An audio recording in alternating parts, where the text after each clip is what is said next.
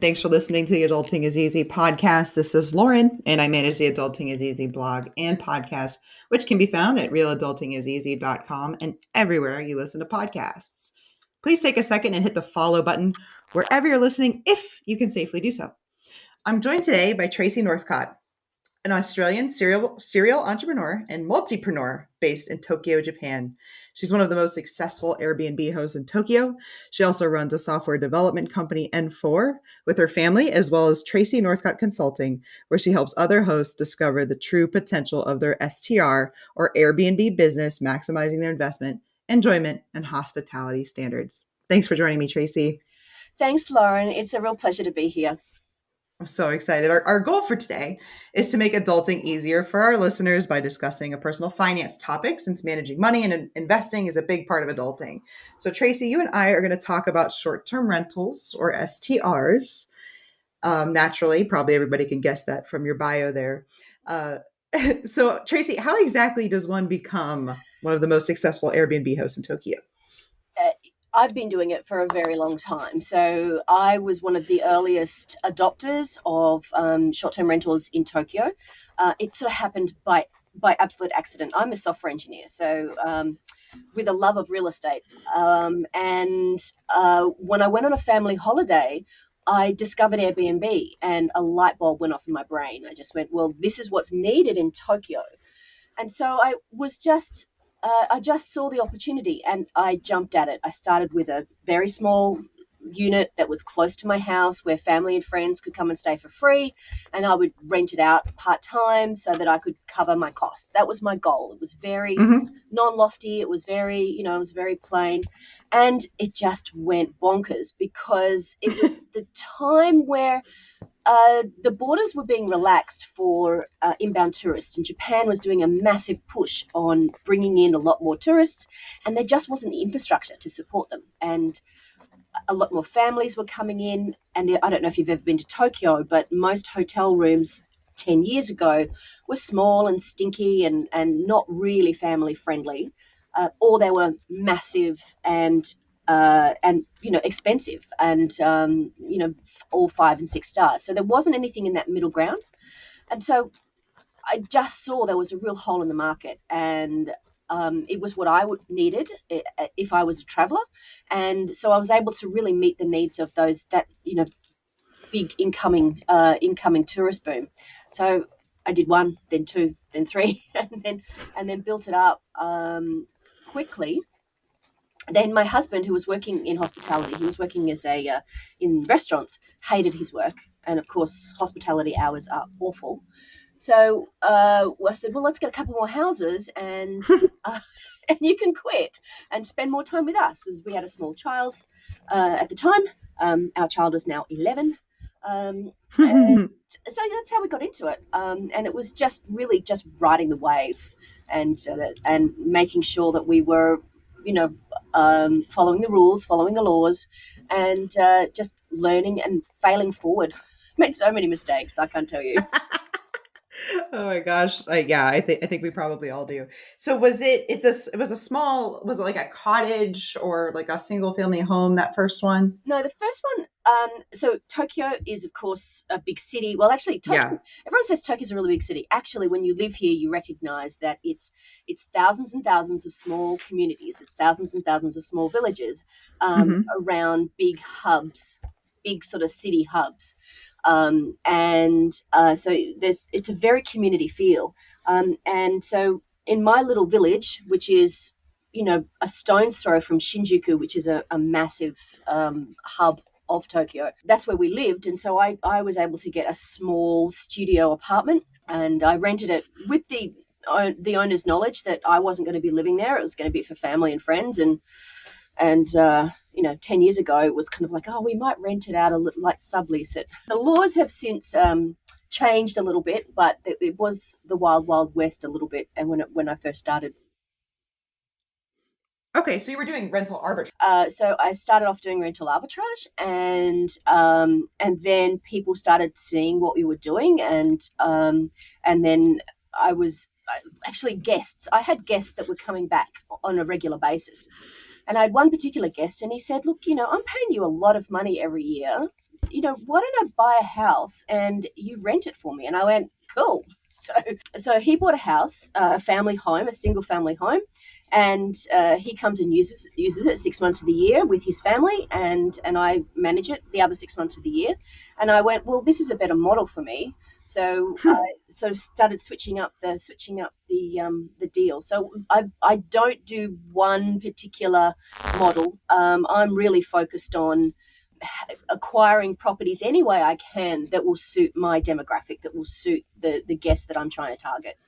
And I own some now, I rent some still, I do some corporate leasing, and also I still have that original client who bought the house for me to manage. So I have a couple of those too.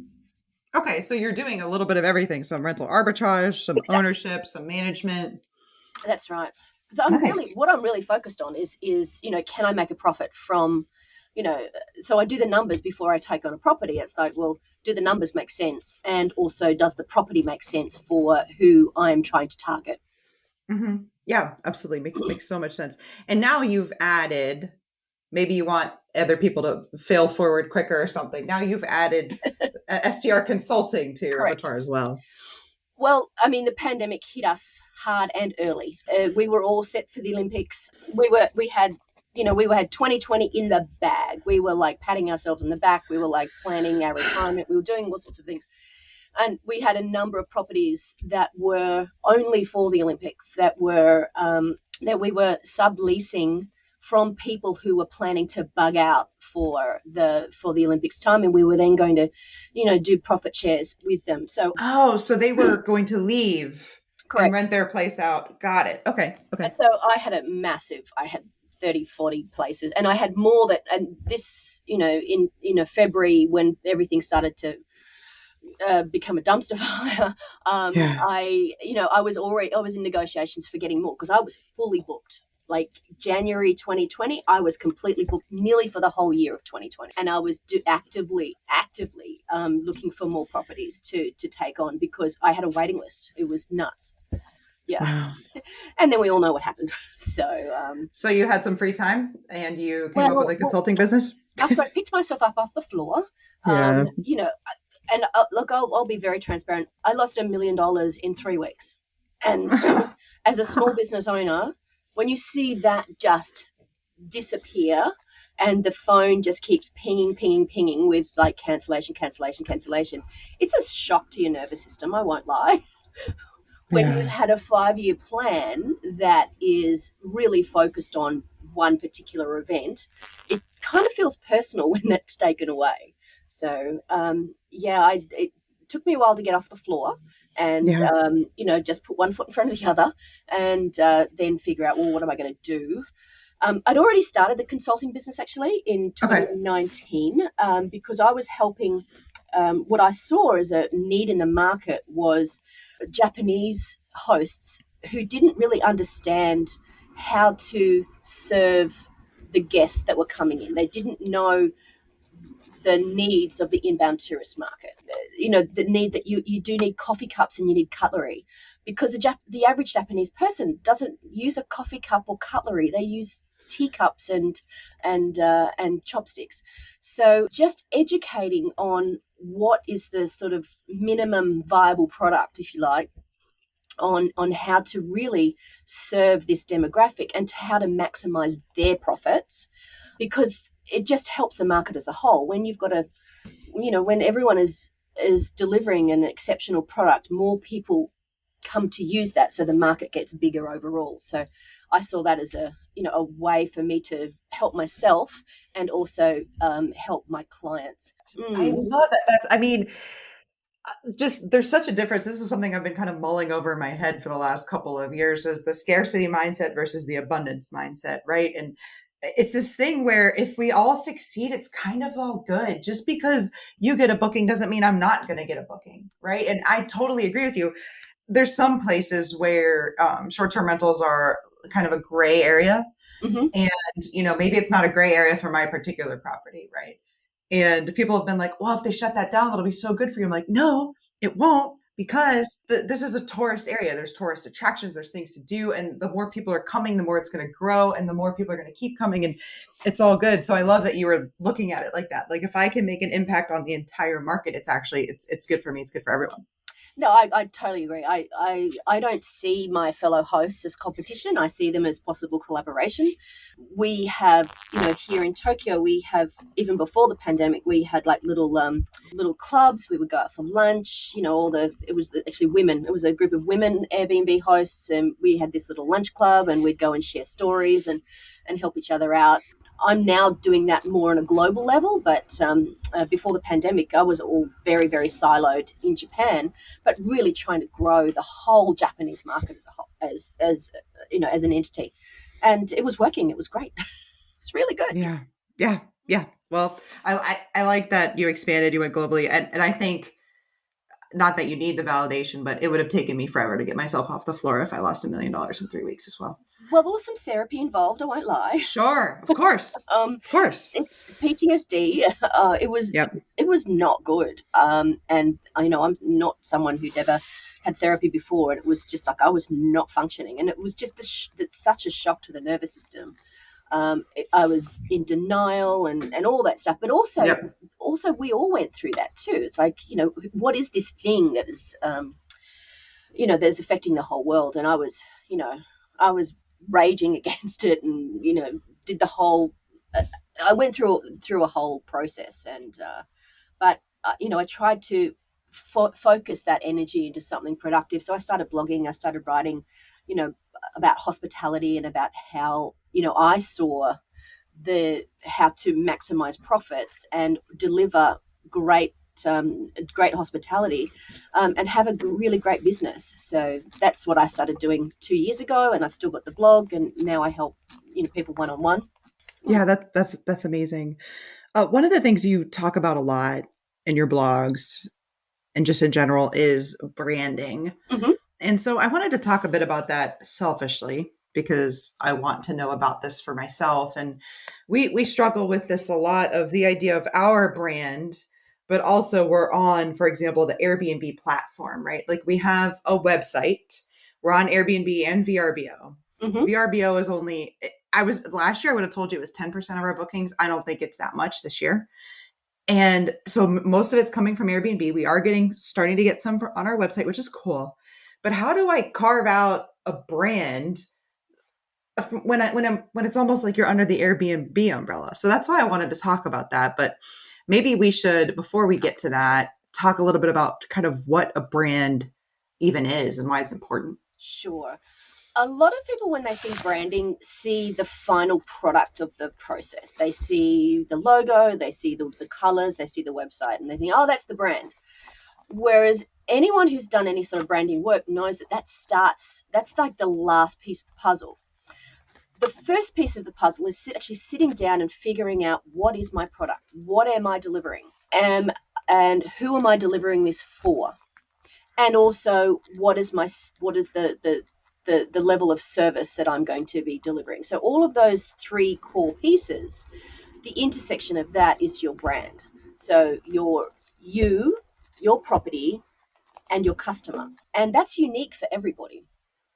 And that's why, you can have this abundance mindset as well, because your product is different from the product of the host down the road. Even though if you're in the same area, you're delivering a slightly different product.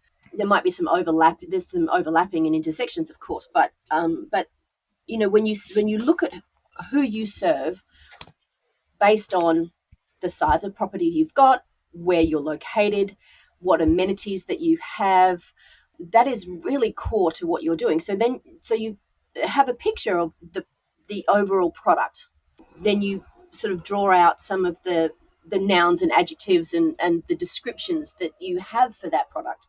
So not everyone has a luxury place, and I think that word luxury is completely overdone. And not everyone, oh yeah, right?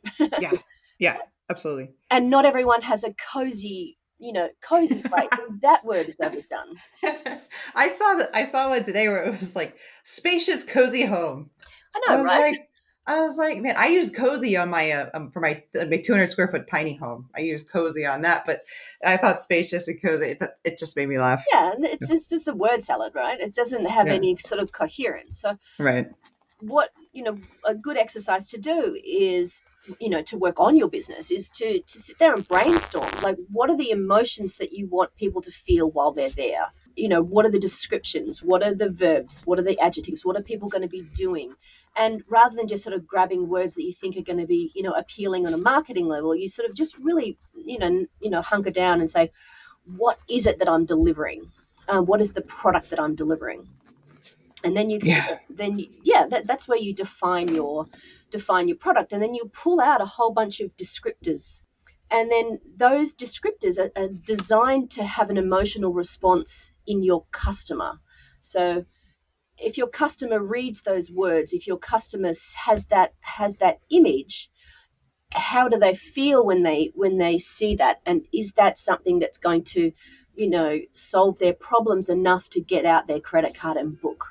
Hmm. So you're creating an atmosphere, you're creating an emotion, you're creating a feeling where a customer goes, I want that. You're delivering what I want, and so I'm going to buy that. And that's where the transaction happens.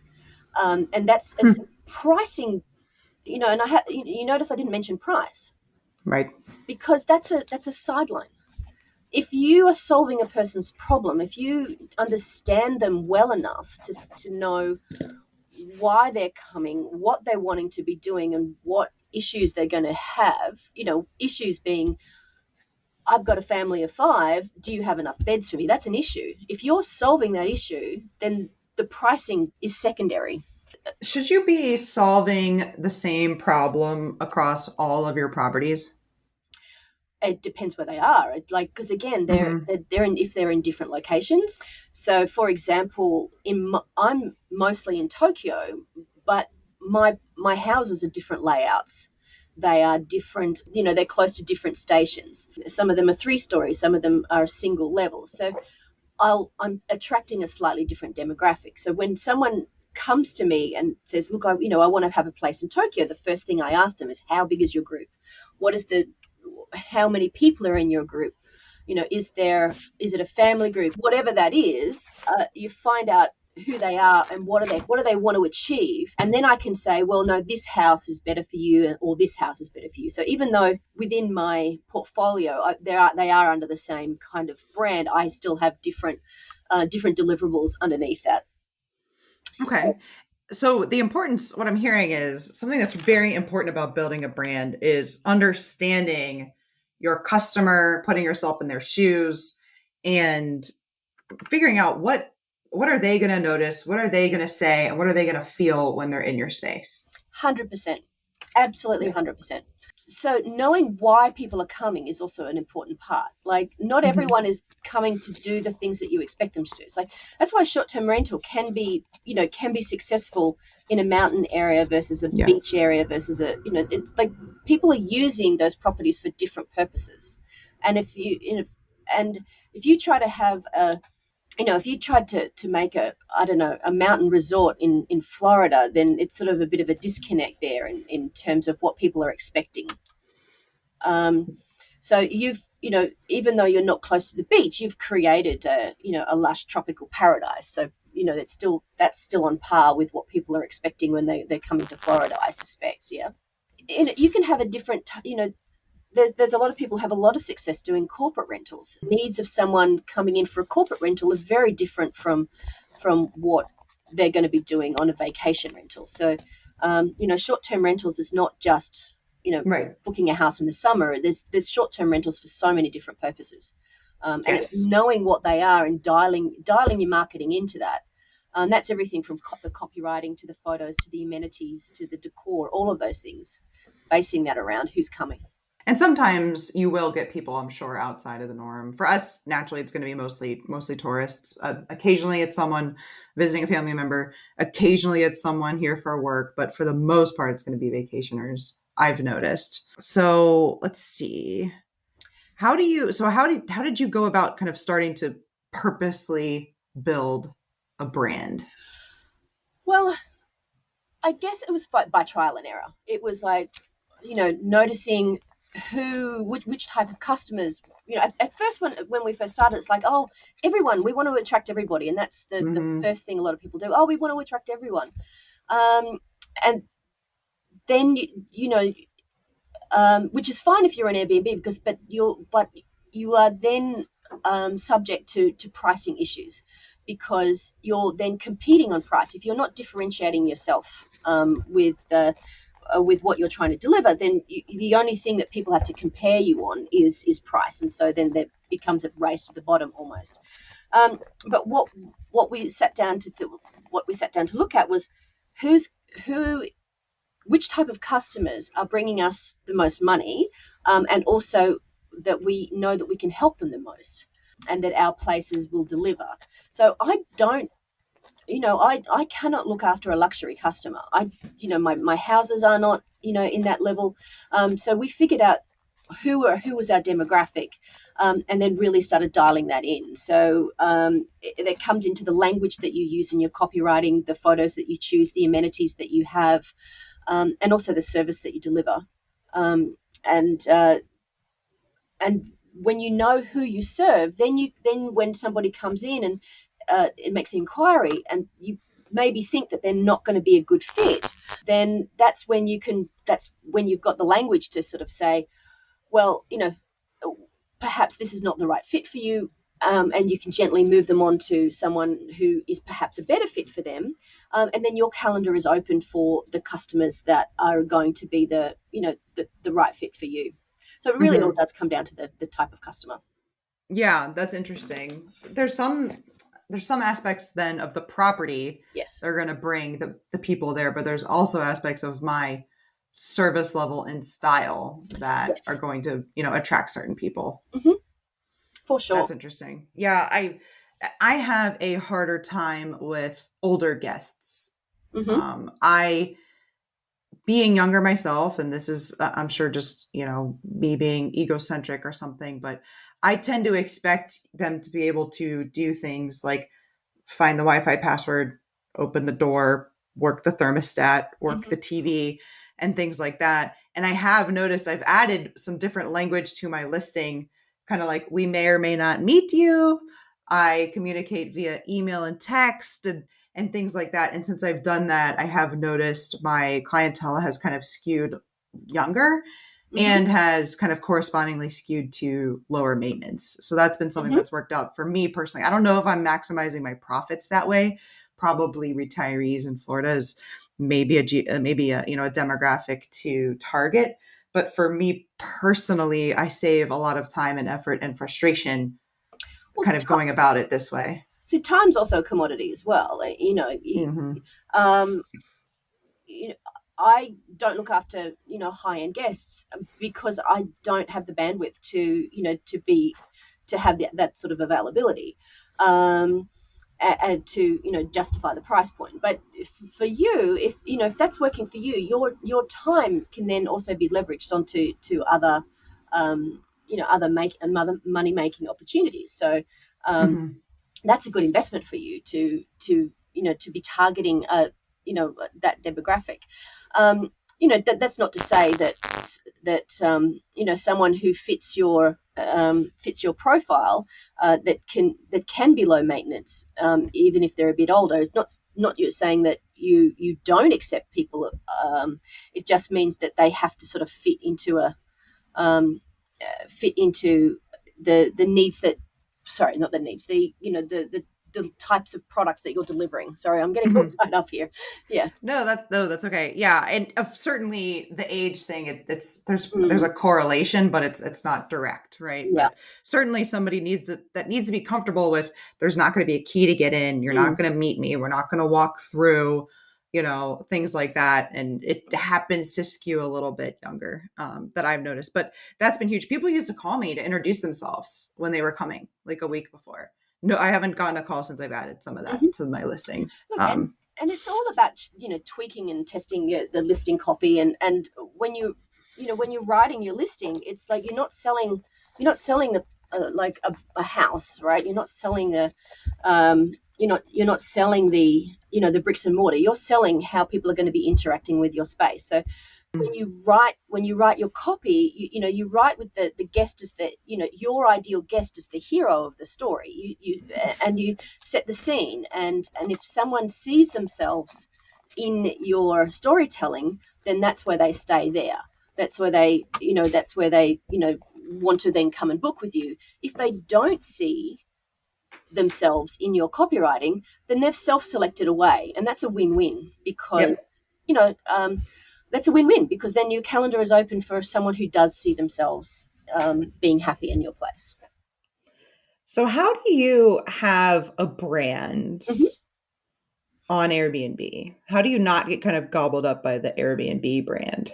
Well, I think first of all, it's a sort of a mindset piece of, like, I don't describe myself as an Airbnb host. I am a short-term rental host, and Yeah. one of my marketing platforms is Airbnb. I love Airbnb. Don't get me wrong. I've got nothing against them.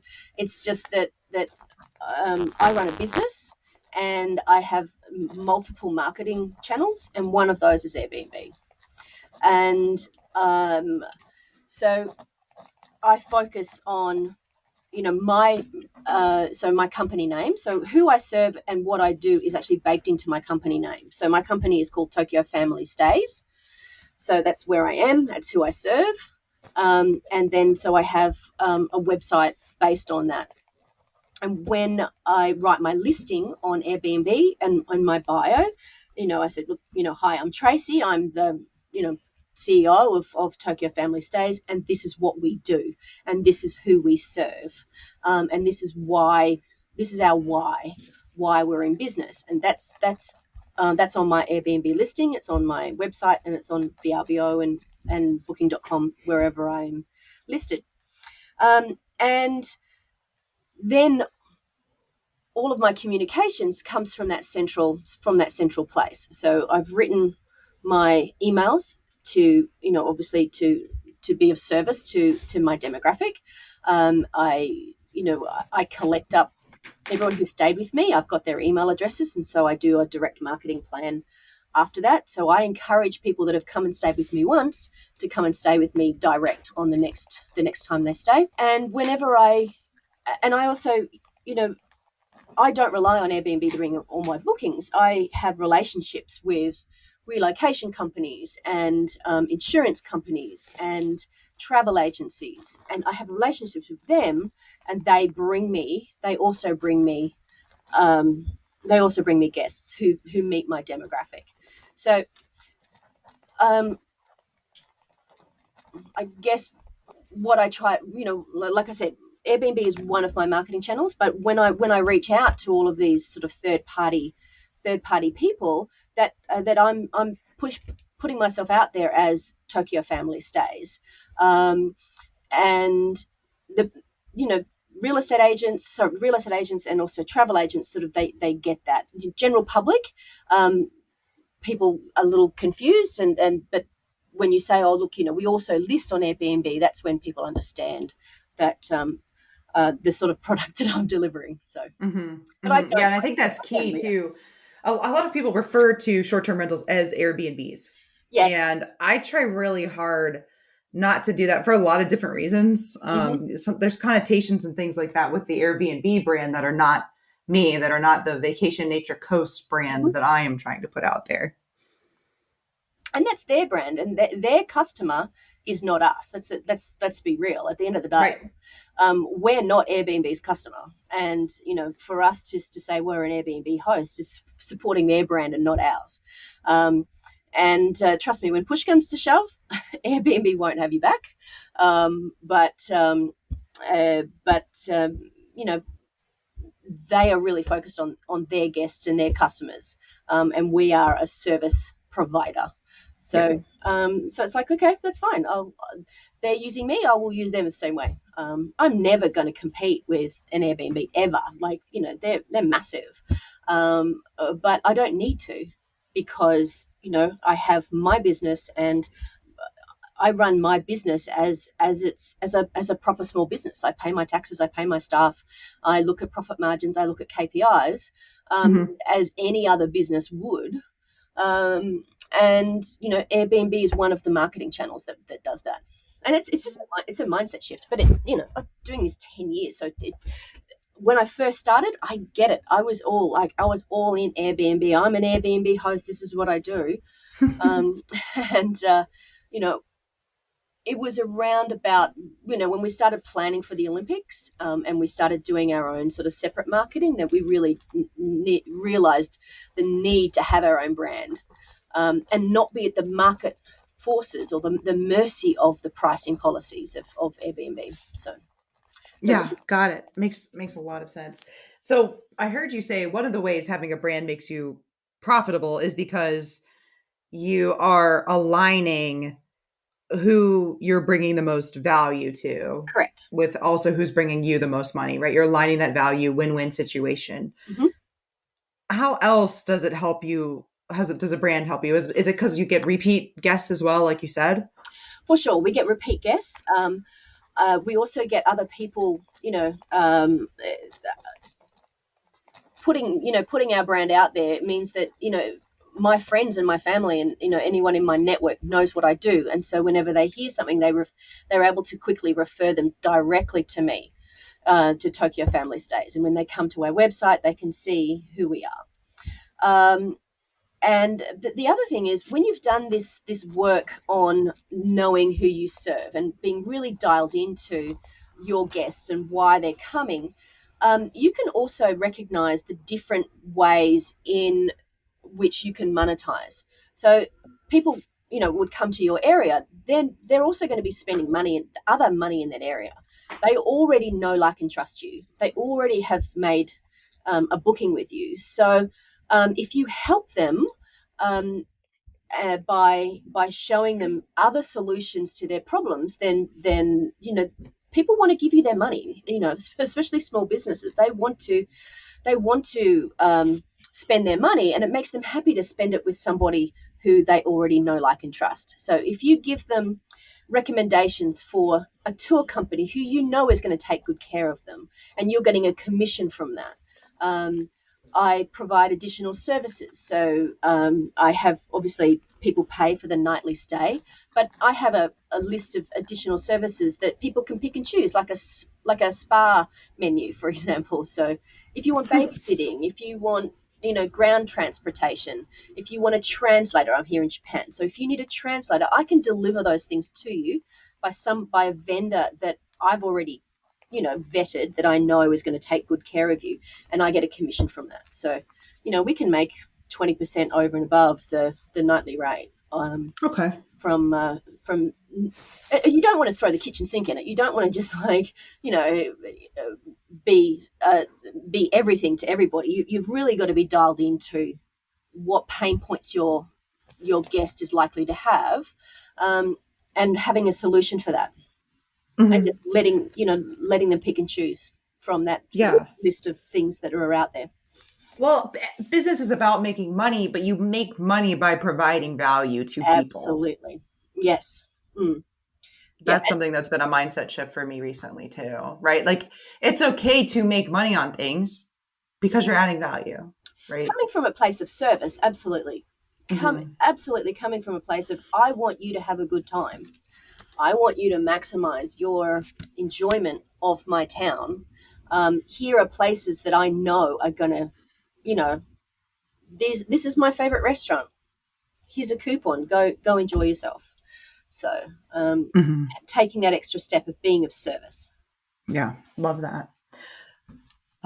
So is there anything that you want to add before we kind of wrap up here? You've answered certainly my questions about, what is a brand? Why is a brand important? How do you develop a brand? Some kind of questions to ask and the ways that a brand is profitable. But is there anything else you want to add?